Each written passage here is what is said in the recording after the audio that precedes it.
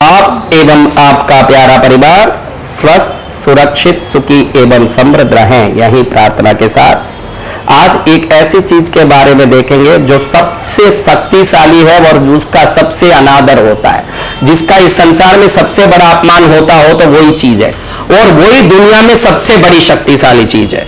और उस चीज को व्यवस्थित कर लें तो दुनिया की कोई चीज आपको सता नहीं सकती है। उसके बारे में इस वीडियो में देखेंगे। वो चीज क्या है महाराज? वो है हमारे बाल। क्या चीज है? जिसकी कोई इज्जत नहीं है। जब निकल गई तो कैसे फेंकें? हाँ? उसकी कितनी इज्जत दिए। और वही चीज को आज साइंटिस्ट भी एक बाल निकाल के आपकी डीएनए बता देते हैं, क्योंकि इस संसार में सबसे जैविक ऊर्जा वाली कोई वस्तु है तो बाल और नख है। क्या चीजें? क्योंकि वो दो ही बढ़ती रहती है। को आपके शरीर में क्या क्या चीजें बढ़ती है माता जी? माता जी बोलते मैं तो यूं ही बढ़ती ही रहती हूँ।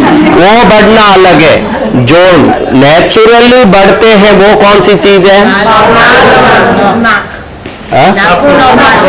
नाक नहीं, नाक कहाँ बढ़े?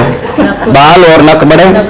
तो जिसमें ज्यादा ऊर्जा होने से वो बढ़ता हो, ये बाल को रख के तांत्रिक लोग विभिन्न प्रकार का, आपका एक बाल मिल जाए तो आपको नचा सकते हैं, आपको मार सकते हैं, आपके तरह तरह की चीज कर सकते हैं। इसलिए लोगों के बाल काट के ले जाते हैं मंत्रवादी तंत्रवादी। बालों से कई चीज हो सकती है।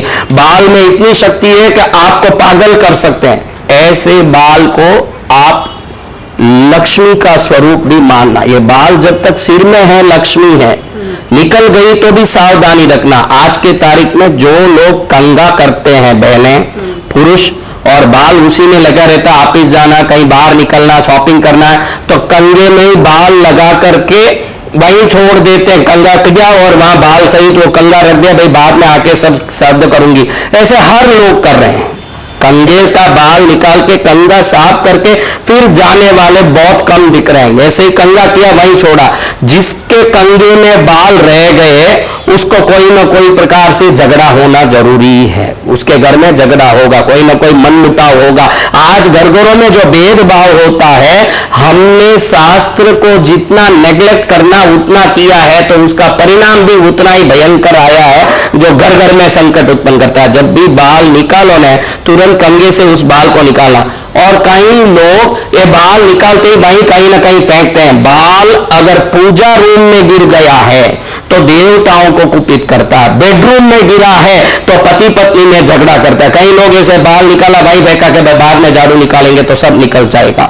तो ये बाल बेडरूम में गिरा तो झगड़ा करेगा, रसोई रूम में गिरा है तो रोग पैदा करेगा। कोई भी बाल रसोई रूम में गिरा है तो रोग पैदा करेगा। और बच्चों के रूम में गिरा है तो उनके पढ़ाई आदि में परेशानी करेगा। तो बाल के ऊपर बहुत सावधान रहना, और जो बाल को संभालेगा वो बाल बाल बचेगा जीवन में। समझ रहे हो?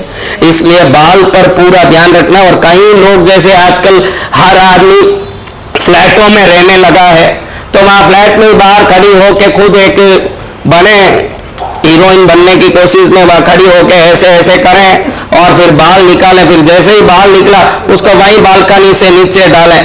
बाल को ऐसे ऊपर से कोई गिराएगा तो बाल जैसे गोता खाते नीचे जा रहा है, ये जीवन में गोता खाएंगे, ये गारंटी है। शास्त्र में लिखा हुआ है कि गोता नहीं खाना हो तो बाल को सुधारो। और बाल को अगर आप बराबर व्यवस्थित करके बाल से भी फायदा लेना चाहते हैं तो जब भी आप सिर करते हो, कंघा करते हो, तो एक पेपर, जब भी आपके जो दर्पण है, कंघा रखा हुआ जगह है, वहां एक पैड रख दिया करिए, पेपर पैड। उधर से एक पेपर फाड़ा, पूरा इकट्ठा हुआ बाल उसमें रखा और समेट के उसको पूरी तरह से पोटली बना दी, उसको ले जाके डस्टबिन में डाल दो, ताकि कभी ये इधर उधर जाने का, हवा में उड़ने का चांस नहीं रहेगा। जो ये से 1 सेकंड का काम है। एक पेपर वहीं से वहीं रख दोगे, एक पैड तो 1 मिनट में पेपर लिया, सब बाल रखा, एक पोटली बनाई और डस्टबिन में डाल दी। ये 1 मिनट भी नहीं लगेगा जिसको मैंने कहा, लेकिन ये 1 मिनट आपके जीवन के हजारों मिनट के दुख को भगा सकती है। इतना ये 1 मिनट ताकतशाली ये 1 मिनट है। इसलिए बालों पर पूरा ध्यान रखिए कि बाल ही है जावे तो क्या, क्योंकि बाल आपको बहुत सस्ता लग रहा है। मैंने कहा कि आपके डीएनए निकाल सकते हैं बाल से, उसमें वो ताकत है। आपके आंख से डीएनए नहीं निकलेगा, आपके नाक से, किडनी से डीएनए नहीं निकलेगा। आपकी पूरी जैविक ऊर्जा किसमें है? बालों में। तो ये ऊर्जा को इधर उधर जो फेंकेगा वो ऊर्जाहीन होकर के दुनिया में घूमेगा। इसलिए जिसको ऊर्जा चाहिए, जिसको शक्ति चाहिए, जिसको अपने जीवन में समृद्धि, सुख, शांति चाहिए, अपने बालों को व्यवस्थित पोटली करके कागज में बना के कहीं रखने की, डालने की व्यवस्था करो। यहां वहां बाल फेंक रहे हो, मर्जी जैसे घूम रहे हो, तो समझना ये आपकी जो अनादर है आपको बहुत संकट में डालेगा और घर को परेशानी में डालेगा। इसलिए बाल को व्यवस्थित करो और जीवन को व्यवस्थित करो। यही मंगल कामना करते हुए बोलो पद्मावती मां।